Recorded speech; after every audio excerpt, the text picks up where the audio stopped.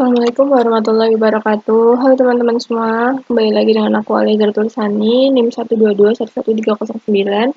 Nah, di video kali ini aku akan mereview sedikit tentang materi-materi aplikasi komputer pada PWM for Windows.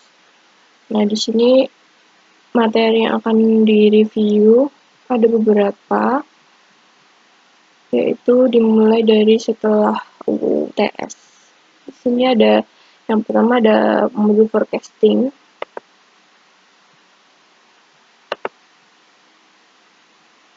Nah, modul forecasting ini sendiri merupakan peramalan, yaitu metode untuk memprediksi atau memperkirakan berbagai kejadian di masa mendatang berdasarkan data yang telah dikumpulkan sebelumnya. Nah, model peramalan ini juga dapat dibagi menjadi 4 submodel. Itu ada model pertama menggunakan data masa lalu secara runtut atau disebut time series untuk memprediksi masa depan, yaitu terkait dengan permintaan produk. Nah, hal tersebut disebut analisis time series yang dalam PLM itu meliputi ada metode naive, kemudian ada moving average, rata-rata bergerak bertimbang, exponential smoothing, kemudian exponential smoothing dengan tren, analisis tren, regresi linear, dekomposisi perkalian, dan dekomposisi aditif. Untuk modul yang kedua, yaitu di mana variabel, misalnya permintaan, satu variabel, dan variabel bebas yang disebut regresi sederhana, atau hanya satu variabel bebas, atau regresi berganda, variabel bebas lebih dari satu. Model ketiga yang memungkinkan kita untuk menciptakan perkiraan diberikan model regresi tertentu, dan model keempat yang memungkinkan kita untuk menghitung kesalahan yang diberikan tuntutan dan perkiraan. Nah, tujuannya adalah untuk menghitung metode-metode peramalan formal yang dapat digunakan dalam meramal permintaan sebagai dasar bagi perencanaan dan pengambilan keputusan. Nah, untuk lebih jelasnya tentang modul forecasting ini, bisa kunjungi YouTube aku, langsung klik di link video ini. Kita lanjut ke modul berikutnya, yaitu ada network. Nah, network sendiri merupakan jaringan, yaitu sambungan penghubung antara satu titik dengan titik lainnya dalam jangkauan. Untuk macam network atau model jaringan sendiri itu ada 3. Yang pertama minimal spanning tree, kemudian maximal flow, kemudian yang ketiga ada shortest route.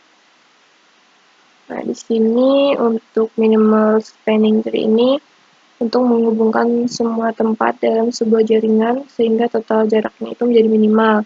Kemudian untuk maximal flow sendiri menentukan jumlah aliran maksimal yang dapat dilayani sebuah jaringan. Kemudian untuk shortest route ini untuk menentukan jalur atau rute terpendek dalam sebuah jaringan. Nah, untuk lebih jelasnya mengenai contoh dan soalnya bagaimana modelnya, bisa kunjungi link YouTube ini. Tinggal diklik ya teman-teman.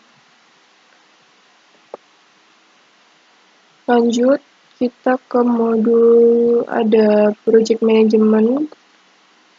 Untuk project management sendiri digunakan untuk memperkirakan jangka waktu proyek dan menentukan aktivitas proyek mana yang bersifat kritis.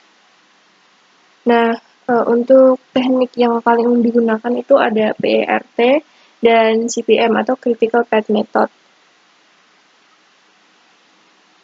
Kemudian untuk teknik telah dan evaluasi program aktivitasnya itu berbasis pada jalur atau Activity on Act atau AOA.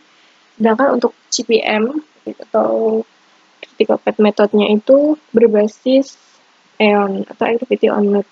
Nah, untuk lebih jelasnya bisa kunjungi link YouTube aku di sini, tinggal diklik teman-teman. Di situ aku sudah membuat video. Oke, kita lanjut. Ada waiting line. Nah, waiting line sendiri atau antrean ini digunakan untuk menciptakan model antrian yang menguntungkan bagi produsen, yaitu tujuannya untuk meminimumkan biaya dan sekaligus menguntungkan bagi konsumen, yaitu untuk mengurangi atau meminimumkan waktu menunggu bagi konsumen. Untuk modelnya ini sudah aku cantumkan seperti ini. Kemudian untuk lebih jelasnya bisa dikunjungi langsung ke YouTube aku. Ini ya teman-teman. Tinggal diklik. Kita lanjut ke modul berikutnya. Oh, yang terakhir ada productivity and quality. Productivity and quality ini itu produktivitas didefinisikan sebagai rasio output untuk input. Nah, dengan POM ini memungkinkan untuk menghitung produktivitas dengan sejumlah input dan sejumlah periode waktu.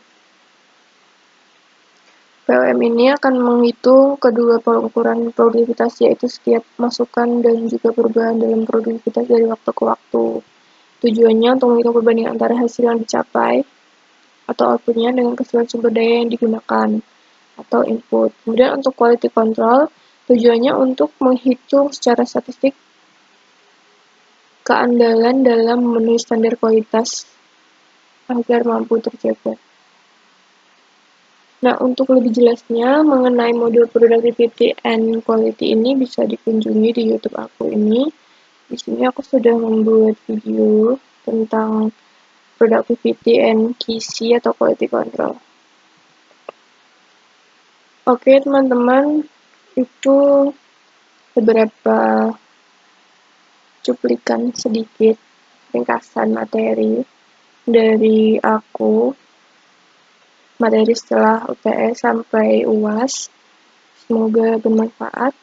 Sampai jumpa di video-video aku berikutnya. Terima kasih. Wassalamualaikum warahmatullahi wabarakatuh.